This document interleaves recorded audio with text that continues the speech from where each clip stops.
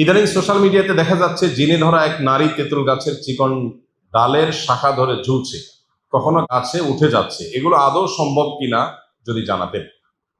আল্লাহ রাব্বুল আলামিন কোরআনে কারীমে বলেছেন, আল্লাযীনা ইয়াকুলুনা রিবা লা ইয়াকুমুনা ইল্লা কামা ইয়াকুমুল্লাযী ইয়াতাখাব্বাতুহু শাইতানু মিনাল মাস। আল্লাহ সুবহানাহু ওয়া তাআলা বলেছেন, যারা সুদের কারবার করে এই মানুষগুলো কিয়ামতের দিন আর কোন কোন তাফসীরের মতে কবর থেকে যখন মানুষ পুনরুত্থিত হবে তখন ওঠার সময় তারা উত্থিত হবে, কিয়ামতের ময়দানে হাজির হবে ওই ব্যক্তির মতো যেই ব্যক্তির উপরে শয়তান ভর করে সাওয়ার হয়ে জিনে ধরে তাকে পাগলের মতো করে ফেলেছে। ওই পাগলের মতো যে নিজের নিয়ন্ত্রণে নাই, উম্মাদের মতো তার চলাফেরা, ওই রকম ব্যক্তির মতো হয়ে যাবে কে? দুনিয়াতে যে সুদের কারবার করেছে। এই আয়াত থেকে পরিষ্কারভাবে বোঝা যায় জিন মানুষের উপরে ভর করে তার নিয়ন্ত্রণটা জেনে নিয়ে ফেলতে পারে এবং সে পাগলের মতো উদ্ভট আচরণ করতে পারে, অস্বাভাবিক আচরণ তার দ্বারা হতে পারে। এটা আয়াত থেকে বোঝা যায়।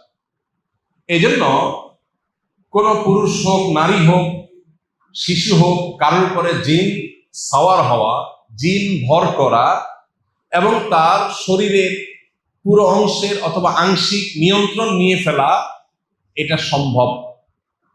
কোরআনের আলোকে এটা সম্ভব।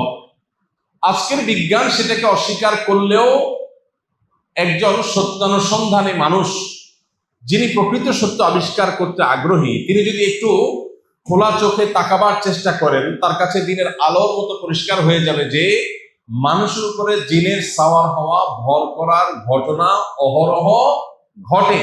এইসব ঘটনার কোনো সায়েন্টিফিক ব্যাখ্যা আজ পর্যন্ত কেউ দিতে পারেনি এবং দিতে পারার কথাও না।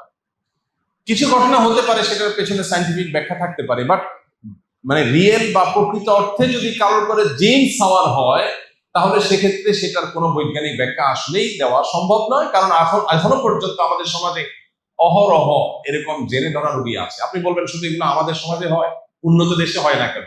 উন্নত দেশেও হয়। তারা বুঝে না, তারা এটাকে স্বাভাবিক অসুস্থতা মনে করে ট্রিটমেন্ট দেয়, কোনো সমাধান হয় না। একসময় রোগী মারা যায়, একটা অ্যাক্সিডেন্ট করে, এর বাইরে কোনো সমাধান হয় না। গত কয়েকদিন আগে বাংলাদেশের খুব পরিচিত একজন অ্যাক্টিভিস্ট, সঙ্গত কারণে আমি নাম নিচ্ছি না, আপনারা অনেকেই চিনে যাবেন, তিনি যোগাযোগ করলেন যে তার মেয়ে অসুস্থ দীর্ঘদিন থেকে, অস্বাভাবিক একটা বিড়াল বাসায় এসছে, এরপর থেকে সে অসুস্থ এবং অসুস্থতার লেভেলটা এতটাই অস্বাভাবিক যে সেটা আসলে কোনো সায়েন্টিফিক ব্যাখ্যা দিয়ে সেটাকে মেলানো কঠিন। ভদ্রলোক নিজেও বিজ্ঞান মনস্ক মানুষ, খুব বেশি ধর্মকর্ম করা মানুষ হিসেবে তাকে জানি না আমরা। তিনি নিজেই ব্যাখ্যা করছেন যে আমার মেয়ের এইরকম ঘটনা ঘটছে। শেষে একদিন তিনি আমাকে বললেন যে ভাই, ফোনে বললেন যে আমার মেয়ে একটা হসপিটালে অ্যাডমিট আছে, সম্ভবত আইসিইউ বা সিসিইউ এরকম কোন একটা সিরিয়াস কোন ইউনিটে। বলে এই ডিপার্টমেন্ট থেকে হঠাৎ করে মেয়ে আমার উধাও, হঠাৎ নাই।